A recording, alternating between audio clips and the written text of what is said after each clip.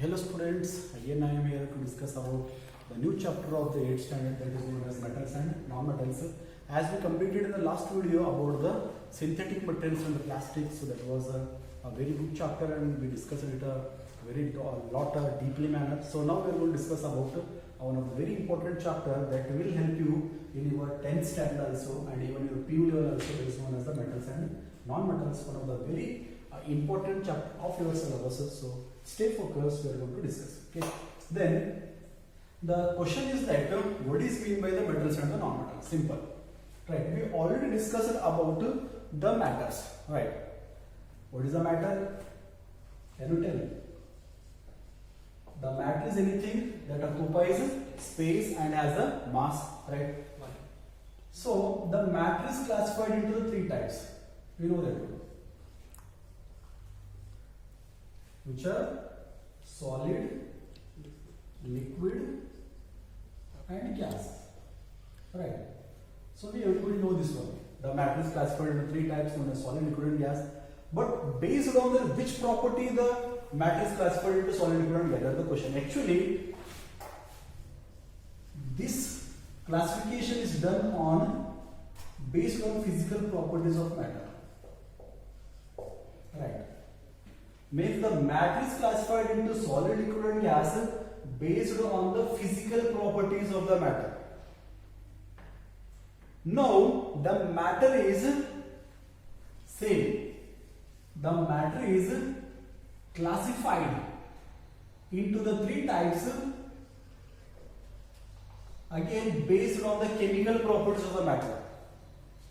Based on the chemical properties of the matter is classified into again three types known as elements, compounds and mixtures. I am giving little deep explanation about the matter and the classification of the matter. Right. Based on the chemical properties of the matter, it is classified into the three types known as elements, compounds and mixtures. Again, the elements are classified into the major two types and also the three types we can tell, known as metals, non-metals and metalloids. We will keep the metalloids separately, we are going to discuss that one laterwards, but now in this chapter we are going to discuss about the metals and the non-metals. Then the question is, what are metals and what are non-metals? Can you give some examples of the metals? The metal examples are sodium, zinc, iron, cobalt, nickel, copper, right, gold, silver, mercury. There are many metals you can give the examples. Right. So these all are categorized under the metals. Then what do you mean by the non-metals? Non-metal comes the carbon, nitrogen, oxygen, sulfur. So this all comes under the non-metals. Then what are the properties? What are the physical properties of the metals and what are the physical properties of the non-metals? That is very important. Now we are going to discuss about the physical properties of metals and non-metals. So now we are going to discuss about the physical properties of the metals and non-metals. Around there are 9 physical properties are there. So we will discuss one by one in a detailed manner, right? So then the first physical property is the lustrous or the luster. The lustrous qualities or the properties of the metals and what are the properties of the non-metals. Simple. Metals have shiny surfaces. We know that metals have the shiny surfaces. If you wear the gold, if you wear the silver, you see the steel, you see the many metals, right? They all have the shiny surfaces, right? If you have any containers or any the home, right? The metals means you just keep them outside. The containers you just keep there outside while you are washing them during the festival season. So when you are keeping outside them in the presence of the sunlight, you may have observed that they are going to shine in the presence of the sunlight, right? Why it is so light? Because the metals have the shining surfaces. Simple about the lustrous. But what about the non-metals? The non-metal do not have the shiny surfaces except iodine. There is only one exception is there, that is the iodine. Except iodine, no non-metal have the shiny surfaces. Non-metal means carbon, nitrogen, oxygen, sulfur. So these all comes under the non-metals. Whether the carbon has the shiny surfaces? No sir. Whether the oxygen has the shiny surface? No sir. Means the non-metal do not have the shiny surfaces. Only exception is that iodine. Except iodine, the non-metals do not have any shining surfaces. So that is about the lustrous property of the metals and the non-metals. And the second property is that is the hardness. How hard is the metal and the non-metal? Simple.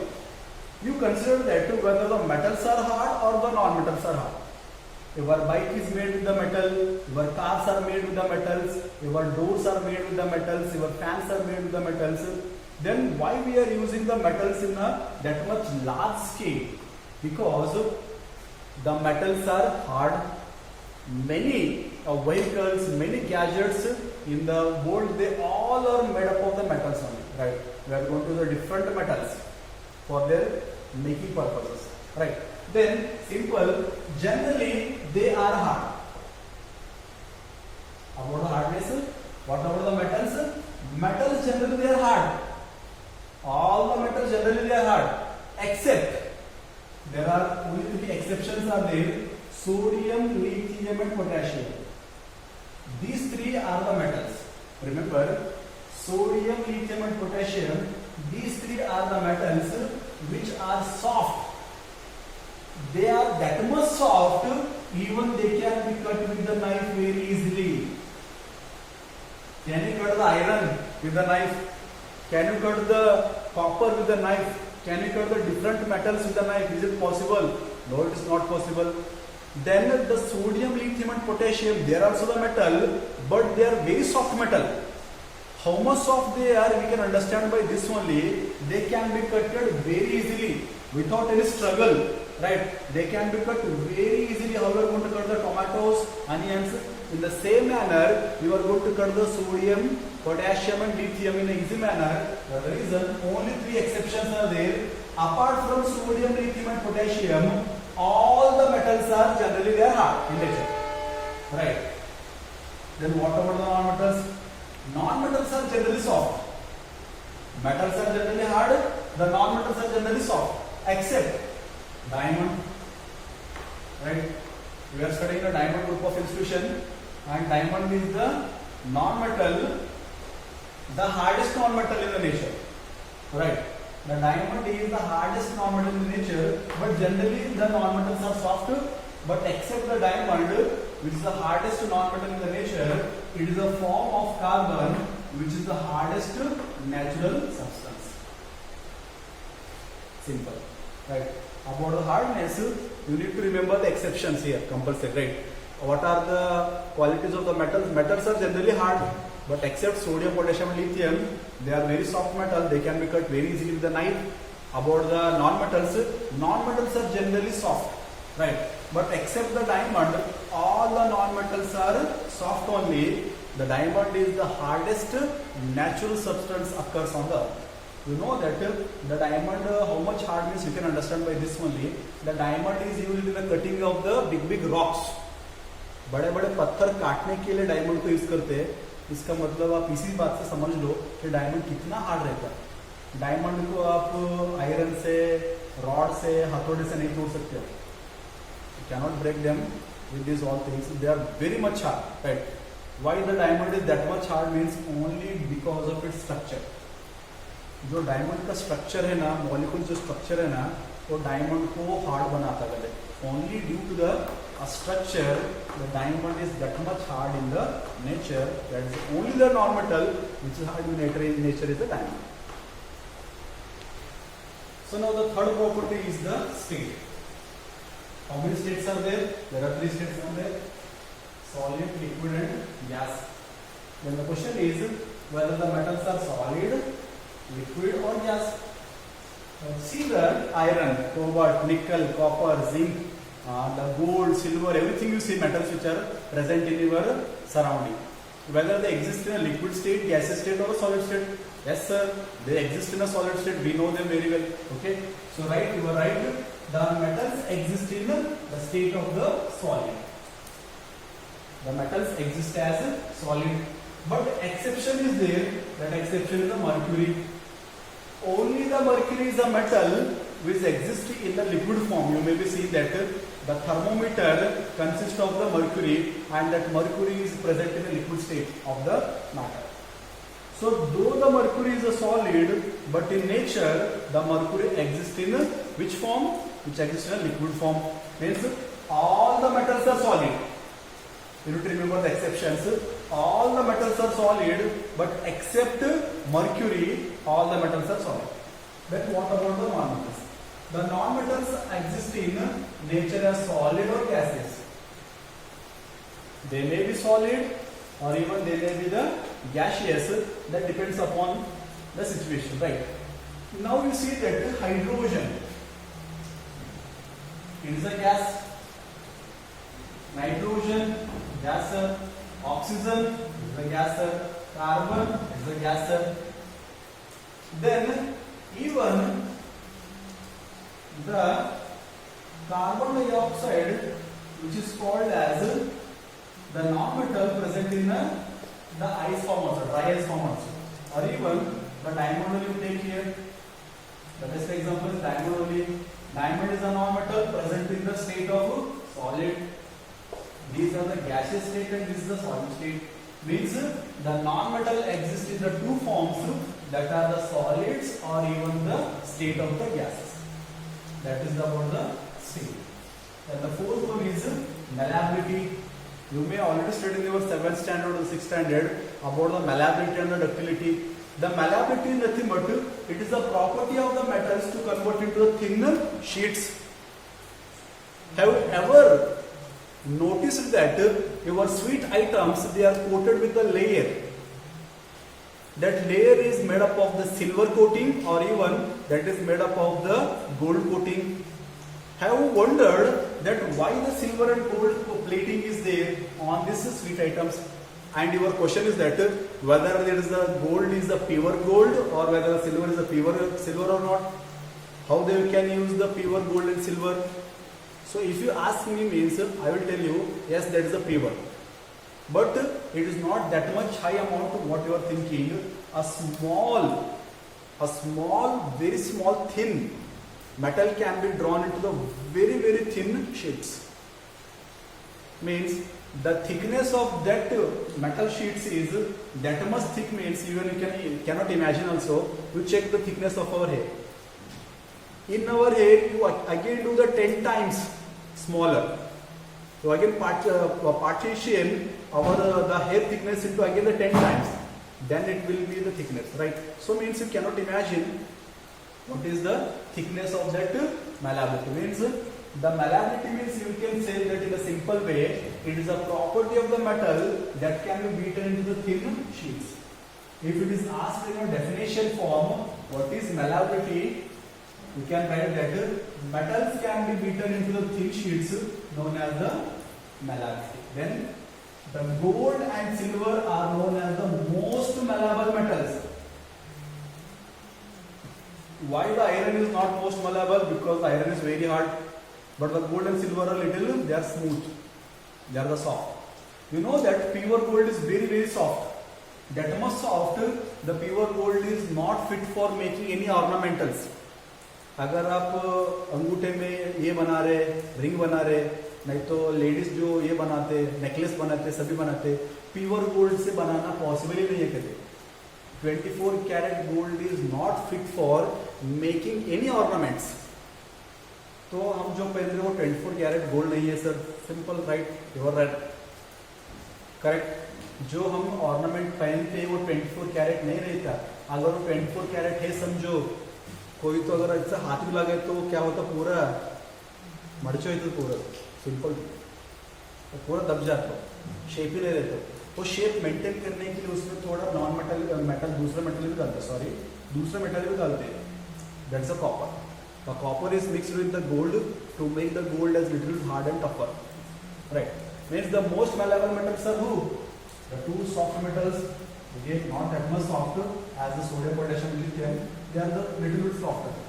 Gold and silver, they are the most malleable metals. That is the reason we are going to use the gold and silver platings on the sweet items. Then is it good for consuming the gold and silver? Yes, it is good. You know that the silver is the metal that fight against the germs. You may be seen even in the advertisement of the Lifebuoy silver coating. On that they are telling that I am not giving any the advertisement here example. By the scientifically also, the silver is a very good for fighting against the microbial infections. For the reason, even it is a tradition that the small children has been given into the spoon of the silver, or even the plates of the silver, because the silver fight against the microbes. Then it is good for. Then don't think that घर में जाके फिर gold silver को खाने मत लग जाओ. It's not like that what we are thinking. Then the non-metals. The non-metals are non-malleable. मतलब गैस और डायमंड को कैसे तुम malleable कर सकते हैं? They are non-malleable. Right. The metals are malleable. The most malleable metals are gold and silver. The non-metals are non-malleable. Then the fifth property is the ductility. Sir, what do you mean by the ductility? Ductility is nothing but if you want to see the ductility property of the metal means go and check your wiring system of your home, electricity wiring system. You take your electricity wire and just remove the coating of the outside. You can check inside that there are the many wires are there. You can separate them. You see that how much small they are and how much long they are. That property of the metal is called as ductility. Means the property of the metal can be converted or can be drawn into the thin wires. Thin sheets malleability, thin wires ductility. Right? मतलब जो भी wiring system है हमारे electricity transmission के लिए वो wiring कौन सा प्रॉपर्टी को सेटिस्फाई करके बनाए करते हैं?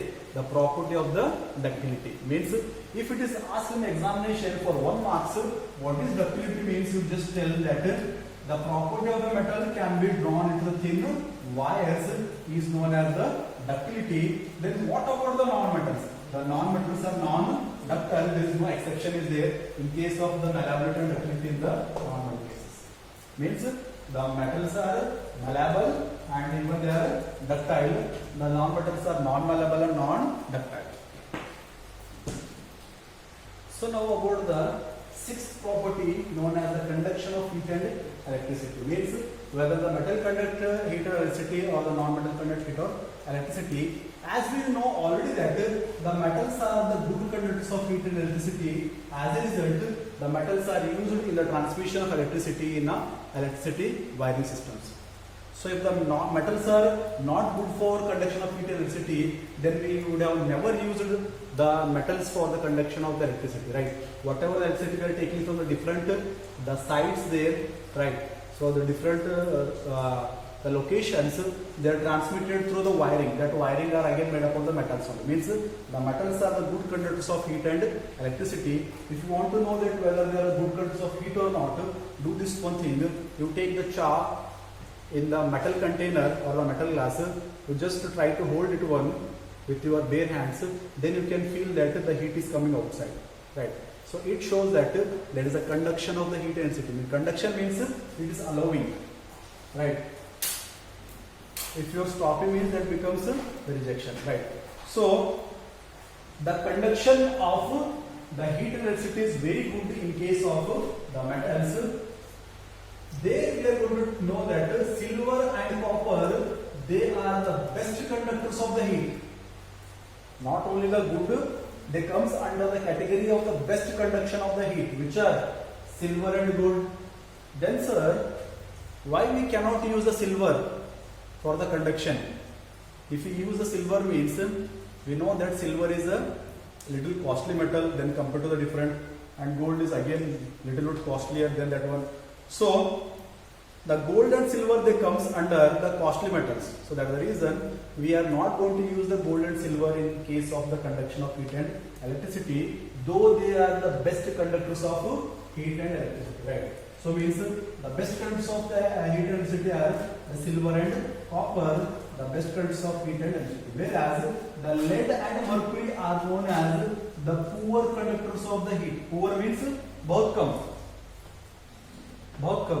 समझो ये लखपति है, अरे विपत्ति है ना, बहुत ही ज्यादा कंडक्ट करते ना, थोड़ा थोड़ा कंडक्ट करते. पोर मीन्स बहुत थोड़ा, right? They are lead and mercury. Both are the metals, though they are conduct very poorly the heat and electricity. Non-metals are poor conductors of heat and electricity. Remember this property. Non-metal do not conduct any heat and electricity. अगर समझो आप wiring कर रहे काम, जरा थोड़ा आपका wiring system थोड़ा खराब हो गया, थोड़ा कट हो गया, तो आप वायरिंग का काम कर रहे हैं. Then what the people used to recommend you to wear the sandals or the chappals. Why? Because they are the non-metals, because they will not conduct heat and electricity. When they will not conduct electricity, they will not make the complete cycle. अगर open रहा circuit तो आपको shock नहीं लगता. जब भी आप किसी वायर को छूते, आपके बॉडी से वायरिंग जो करंट रहता, जो वायर में रहता, वो आपके बॉडी से जाके धरती में जाके जाता. So when it go to the inside the earth, again it will form the complete cycle. Complete cycle हो गए तो आपको झटका लगता. इसी के लिए आप अगर प्लास्टिक्स का चप्पल पहन के इलेक्ट्रिशियन काम करने लगे तो आपको शॉक नहीं लगता. So that then don't try this one. So except the graphite. Graphite is a non-metal. Except the graphite, all the non-metals are the poor conductors of heat and electricity. Why the graphite conduct heat and electricity? It will not conduct on the basis of the ionic transmission or the ion moment. It conducts only due to its structure basis, right? The graphite also used to conduct electricity based on the structure basis. It is not by the ionic basis. So means you can tell in a simple form the metals are the good conductors of heat and electricity, and the best conductors are the silver and the which one? The copper, and the poor conductors are in the metals are the lead and mercury. The non-metals are the poor conductors except the graphite. So then the seventh property is the density, right? What do you mean by the density? Density, nothing but it is density is equal to mass by volume. It is a symbol of a density, or even it can be represented by d also. Mass is m and v is the volume, right? Density. What about the density of the metals and non-metals? Generally, the metals have high density and high melting point. अगर आप metal को melt करने की कोशिश करो, जल्दी melt नहीं होते, because they have the high melting point and the high density. That's the condition, that's the case that they are very easily they will dip inside the water. Simple. आप क्या करो, एक प्लास्टिक को क्या करो, पानी में फेंको. बड़ा सा प्लास्टिक को तैरता है, लेकिन एक छोटा सा आयरन नेल को फेंको पानी में, वो डूब जाता है. क्यों? Because density of the metals is more. So the density is measured in mass per volume. कितना मास है और कितना वॉल्यूम के अंदर उतना मास है. So that decides the density. I have wondered why the oil floats on a water? Because of the density, sir. If anybody asked you what is the condition that oil floats on the surface of water? Because you can give the scientific example as because the density of the oil is lesser than the density of the water. That's the reason the oil floats on the surface of water, sir. Simple. All the metals have high density and high melting point except the sodium and potassium, which are the soft metals. Means exception sodium and potassium. Remaining all the metals have the high density and high melting point, right? Then what about the non-metal? Non-metal have the low density and low melting point. Low density and low melting point of the non-metals. Then what about the sonorous property? Actually, sonorous means it is the property of the metals to produce the sound. You see that our bells are made with the metals, not by the non-metals. Why? It's a condition like that. Why we cannot make the bells with the non-metal like the plastics also? Why we cannot make? Because the metals only produce the sound when they are hit to the hard surfaces. Means if it is a metal Bell means if you are hitting this one with your hand means it will not produce a sound because your hand is not the hard. If it is your hand is very soft, right? So you want to hit again the metal with the hard surface like the stone you can hit. Simple. Inside your home when you are by default what happens means sometimes from our hand some of the pans will fall down on the floor. The floor is a stone, which is also hard. When it will fell down, you can see that it will produce a very much sound. Thun, thun, thun and sound. So why the sound is going to produce in that manner? Because the metals are going to produce the sound whenever they are going to strike to the hard surfaces. So that is the condition. Means who produces the sound? The metal side is the ground. The production of the sound is only known as the sonorous property. Right? Means metal produces sound on striking with the hard surfaces. You see that metals again you check that which are used in case of production of the sound, like in a sitar, in a guitar, in a very in a different conditions. The metals has been used in the production of the sound cases. Then what about the non-metals? The non-metals are non-sonorous, means they will not produce the sound when they are striking to the hard surfaces. So now about the oxide, which is the last property of the physical properties of metals and non-metals. What happens when metals react with the oxides? Right. Whenever the metals react with the oxides, they will form the metal oxides. Right.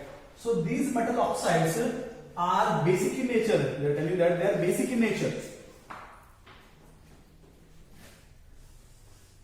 Whenever the metals react with the oxygen, they are going to form as metal oxides, and these metal oxides are basic in nature. Whenever the non-metal react with the oxygen, they are going to form the non-metallic oxides, which are acidic in nature. What do you mean by the acidic and basic property? The acids are nothing but they produce H plus or H3O plus ions in aqueous solution, and the bases produce the OH minus ions in the aqueous solution.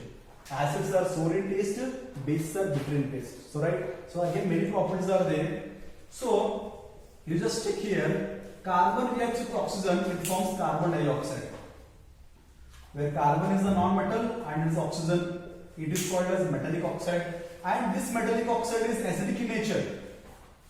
What's the nature of that non-metallic oxide? Carbon dioxide is acidic in nature. When you take about metallic oxide, ferric oxide, which is a metal oxide, it is the basic in nature. Right. Means simple. What do you mean by the oxides of metals and non-metals? Simple case you need to remember here. Metals react with oxygen to form metal oxides, which are basic in nature, and non-metals react with oxygen to form non-metallic oxides, which are acidic in nature. So this much is enough for today classes. I hope you understood the 9 physical properties of the metals and non-metals, which are very important based on the physical properties of the elements, matter. The matter are classified into the 3 types known as elements, compounds and mixtures. And again elements are subdivided into the 3 types: metals, non-metals and the metalloids. The metalloids is not for your syllabus, I think. I hope that will become into the end of the chapter. So now we are studying about only the metals and the non-metal physical properties. So I hope you understood the 9 physical properties. In the next class, tomorrow class, we are going to discuss about the chemical properties of the metals and non-metals. I hope you are doing well. So again, meet in the next class with the next important topics. So stay home, stay focused. Bye bye.